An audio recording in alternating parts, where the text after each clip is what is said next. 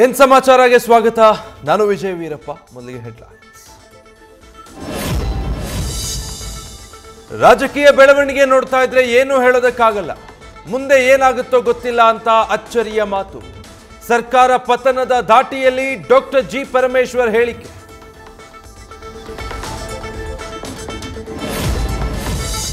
ಪರಮೇಶ್ವರ್ ಅವರಿಗೆ ತಿಳುವಳಿಕೆ ಇದೆ.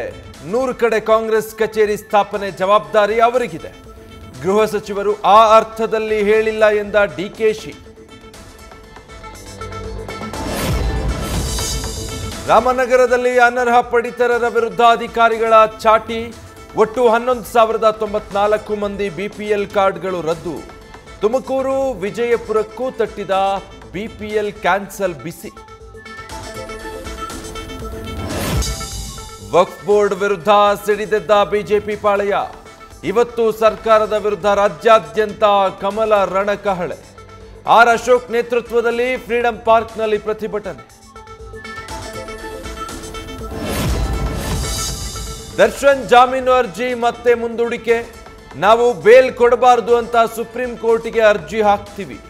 ಚಿಕಿತ್ಸೆ ಮುಗಿಸಿದ ಬಳಿಕ ಜೈಲಿಗೆ ವಾಪಸ್ ಎಂದ ಗೃಹ ಸಚಿವ ಪರಮೇಶ್ವರ್.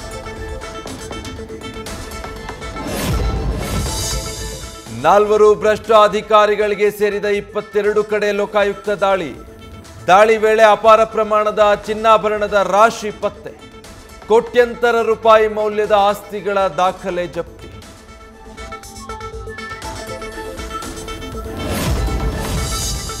ರಾಜ್ಯಾದ್ಯಂತ ಸದ್ದು ಮಾಡಿದ್ದ ಡಾಬಾ ಹೊನ್ನಮ್ಮ ಕೊಲೆ ಪ್ರಕರಣ. ಕೊಲೆಗೈದ ಅಪರಾಧಿಗಳಿಗೆ ಜೀವಾವಧಿ ಶಿಕ್ಷೆ ವಿಧಿಸಿದ ಕೋರ್ಟ್.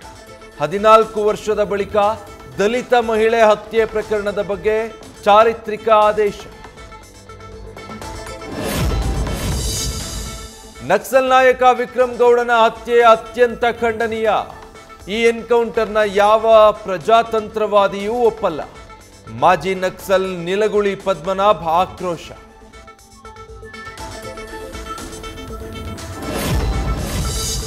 ಸಿಐಡಿ ಟೀಮ್ನಿಂದ ಜೆನ್ನಿ ಕಂಪನಿ ವಂಚನೆ ಪ್ರಕರಣದ ತನಿಖೆ ಜಾಡು ಹಿಡಿದು ಆಂಧ್ರಪ್ರದೇಶದ ನೆಲ್ಲೂರಿಗೂ ಭೇಟಿ.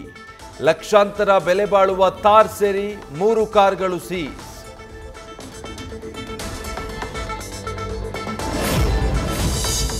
ಮಂಡ್ಯದಲ್ಲಿ ಚಡ್ಡಿ ಗ್ಯಾಂಗ್ ಕಳ್ಳರ ಹಾವಳಿ. ಕೆಆರ್ಪೇಟೆ ಪಟ್ಟಣದಲ್ಲಿ ರಂಗನಾಥ್ ಎಂಬುವವರ ಮನೆಯಲ್ಲಿ ದರೋಡೆ. ಖತರ್ನಾಕ್ ಕಳ್ಳರ ಚಲನವಲನ ಸಿಸಿಟಿವಿಯಲ್ಲಿ ಸೆರೆ. ಚಿತ್ರದುರ್ಗದ ಎಮ್ಮಿಗನೂರು ಗ್ರಾಮದಲ್ಲಿ ಕರಡಿ ಹಾವಳಿ. ದೇವಸ್ಥಾನದ ಬಳಿ ರೌಂಡ್ಸ್ ಹಾಕಿದ ಜಾಂಬವಂತ. ದೇವಿ ಮುಂದಿದ್ದ ಬಾಳೆಹಣ್ಣನ್ನ ತಿಂದ ಕರಡಿ.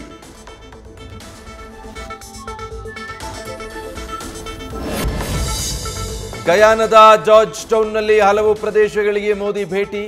ಅಲ್ಲಿನ ನಾಗರಿಕರ ಜೊತೆ ಸೇರಿ ಭಜನೆ ಮಾಡಿದ ಪ್ರಧಾನಿ.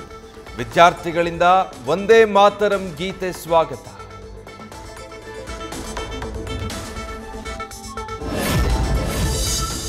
ತೆಲುಗು ಜನರ ವಿರುದ್ಧ ವಿವಾದಾತ್ಮಕ ಹೇಳಿಕೆ ನೀಡಿದ ಪ್ರಕರಣ. ನಟಿ ಕಸ್ತೂರಿ ಶಂಕರ್ಗೆ ಷರತ್ತುಬದ್ಧ ಜಾಮೀನು. ನಿನ್ನೆ ಚೆನ್ನೈ ಕೇಂದ್ರ ಕಾರಾಗೃಹದಿಂದ ರಿಲೀಸ್.